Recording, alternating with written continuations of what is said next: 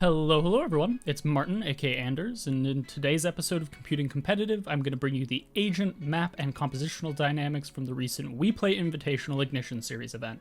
Let's jump right in.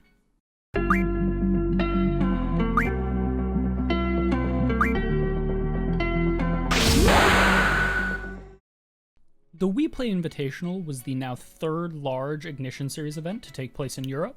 The event included 6 invited teams, with 2 more spots allocated to play in qualifiers. The limited headcount and restrictive qualification methods drew a little bit of ire from the European community due to how deep the top tier of play in Europe is right now, but nonetheless, this is largely being seen as the most competitive European event thus far.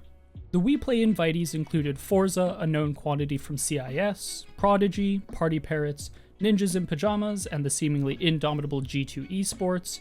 It also included the fresh out of hibernation Fish123, now boasting Scream in their roster. The 2 qualified teams were Needmore DM and Noel Penke, with conspicuously absent teams including Fabrican, Bonk, Started from CS, amongst numerous others. The event proper played out with a 3-day Swiss stage, with the semifinals and grand finals being played on an additional 2-day set there following. The final culminated in what many people expected, with Fish123 and G2 Esports going the distance. However, Fish's dreams were abruptly ended as G2 2-0'd them to take the competition. With that quick tournament overview under our belts, let's hop right into map information. On an intriguing note, the WePlay Invitational boasted the most even spread of map play rates we've seen in any competition thus far. With the most played maps seeing less than 30% play, and the least played maps still being above 20%, this is the closest to a level-keeled map spread that we've seen to date. The way the specific numbers hashed out was Ascent as the most played map with 29.4%, Bind as the third most played with 23.5%, Haven as the second most played with 26.5%, and Split still the least played map at 20.6%. Hopping over to map skews, we see that there isn't necessarily a pick dynamic that pars up to these skews. Ascent took the crown as the most skewed map in this competition, with a 44 to 56 spread. Coming in more or less neck and neck, we had both Bind and Split, with 46-54 spreads. And still proving the only offensively sided map in the game, we had Haven at 51-49.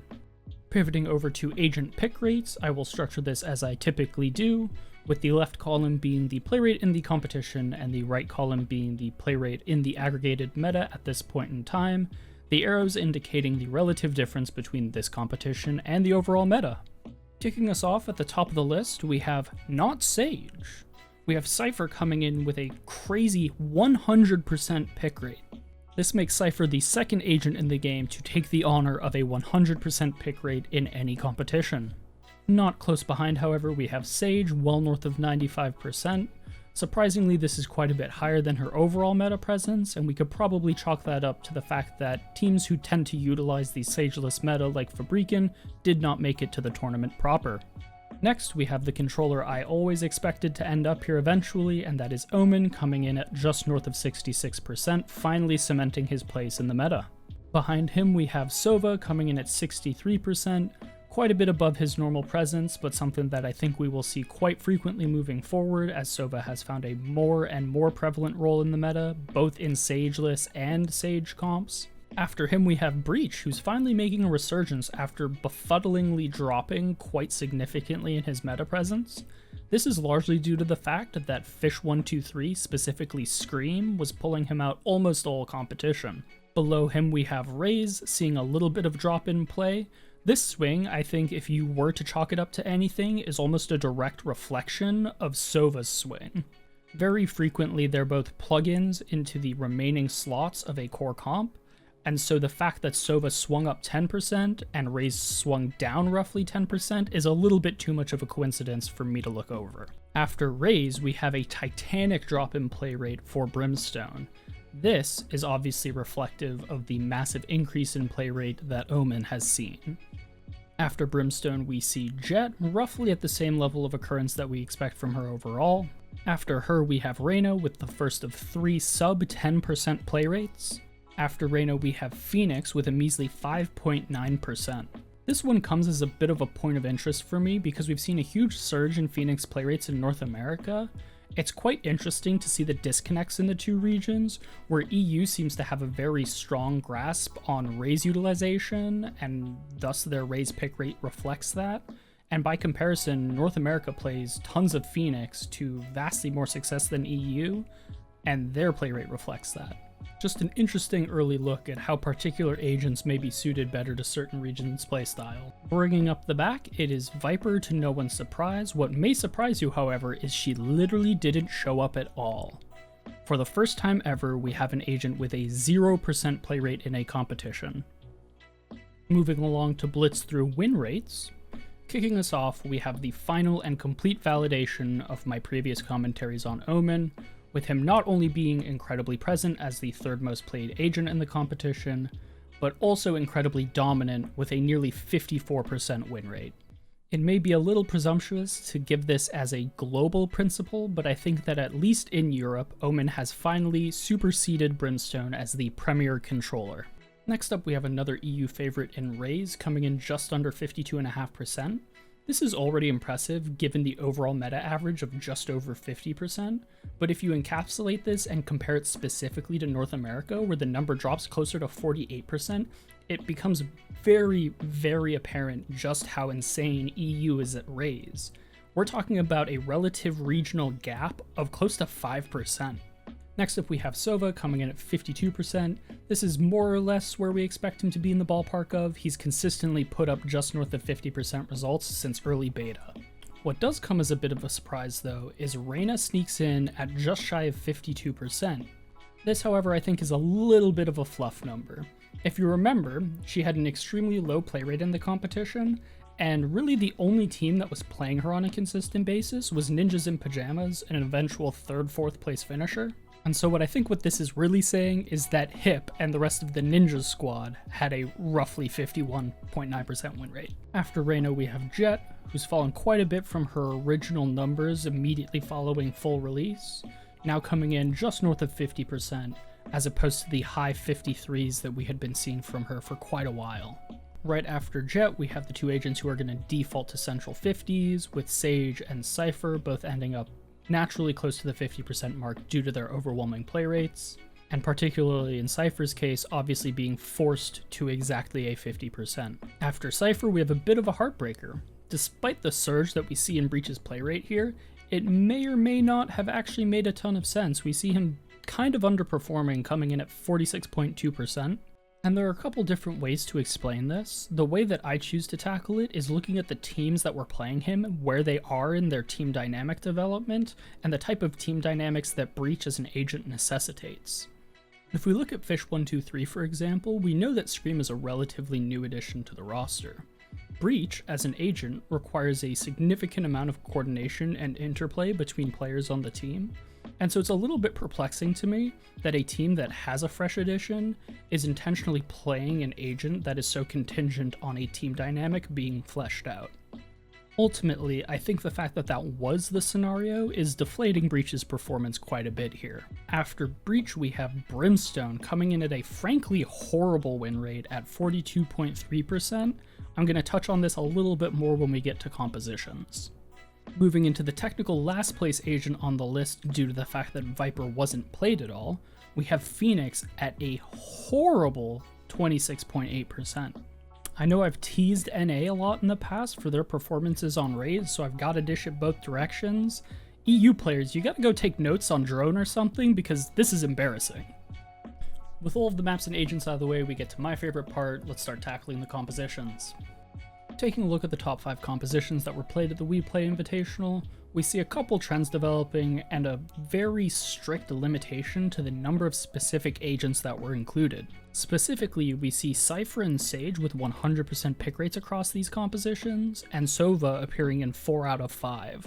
The remaining slots are taken by a controller, either Brimstone or Omen, and then the last slot is flexed between Breach, Raze, or Jet. Starting from the top, we see a composition that is relatively familiar. It is a Common Core plus Sova composition where the Brimstone's been swapped out for an Omen. For those of you that don't know from my previous videos, a Common Core composition is one that runs Breach, Brimstone, Cypher, and Sage as the core of the team. The next two compositions, however, show that the first one maybe shouldn't be looked at as a common core composition with an Omen swap out. We see that there may be a new core developing, with Cypher, Omen, Sage, and Sova appearing in all of the top three. I've nicknamed this new core the Dark Web, hinting at Omen's obvious dark characteristics and the inherent techiness that we see from both Sova and Cypher. Using that new nomenclature, the second and third most played compositions were Dark Web plus Jet and Dark Web plus Raze.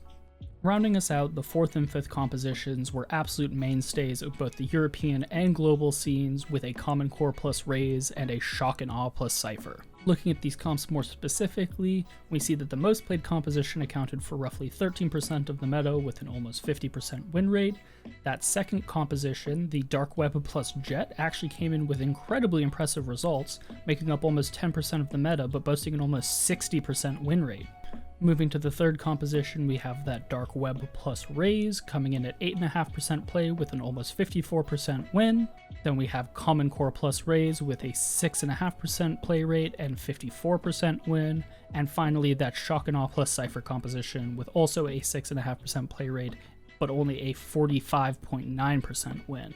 With those all covered, there's a particular dynamic developing here that I did want to point out, and that's between these two compositions. We see here the indications of a gravitational shift in the way that the game is being played. Since early beta, Common Core compositions with Breach, Brimstone, Cypher, and Sage were indomitable and made up the top 50 or so % of all compositions played at a competitive level. We then saw a gradual pivot, largely led by EU, towards Shock and Awe compositions, which ran Brimstone, Raze, Sage, and Sova as their core. And we can see that here evidenced in the lower comp. What we're seeing now, though, is the latest evolution in that compositional development, where we're now pivoting away from traditional Shock and Awe and moving more towards Dark Web compositions, which again are that Cypher, Omen, Sage, Sova core. This doesn't come as a particularly monumental surprise to me. I've been saying for an incredibly long time that I think Valorant as a game is a closer mirror in strategy to Rainbow Six than it is to CS. In Rainbow Six, one of the most defining characteristics of the game is how important information gathering and intel in general are to how the game is played. I think we're finally seeing Valorant shift in that general direction, where we went from Common Core to Shock and Awe, which as a composition almost always included Sova and Cypher, to now the Dark Web, which always includes Cypher and Sova, and also includes Omen, who, in addition to being the strongest controller in the game now, has an ultimate that can technically be used as an information gathering tool. If we even just look at Raze, she also has Boombot, which is technically an information gathering tool in and of itself. We're moving away from a meta of traditional roles like entry, secondary, anchor, etc., and moving more to a meta where every single agent on your team is operating as an information gatherer during the entire default phase of a match. All in all, I think it's very safe to say that the WePlay Invitational brought a bunch of new interesting things to the table. If nothing else, it showed us that balanced meta still has a very, very long way to go before it's anything even marginally resembling established. Let me know down in the comments what you guys think of my take on these recent changes. Also, let me know what you thought about the WePlay event in general. It had some pretty interesting production, I'll say that much. But what did you guys think about the event itself? Did you think that there were teams that stood out? What did you think about the fact that its format was a little bit interesting given the depth of EU's talent pool? Do you think the event would have hashed out significantly differently if a team like Fabrican was present? Would you expect that these composition changes and the meta shift in general would have been less obvious, or would have been in a different direction entirely had they been there? Very curious to hear your guys' thoughts down below, as I've talked to a few other people about this, and opinions vary wildly about it. Per usual, if you're enjoying my content, don't forget to like and subscribe. You can find me elsewhere on Twitter, Instagram, and Twitch, all at AnderzzTV. And as always, thank you for watching, and I will see you in the next one.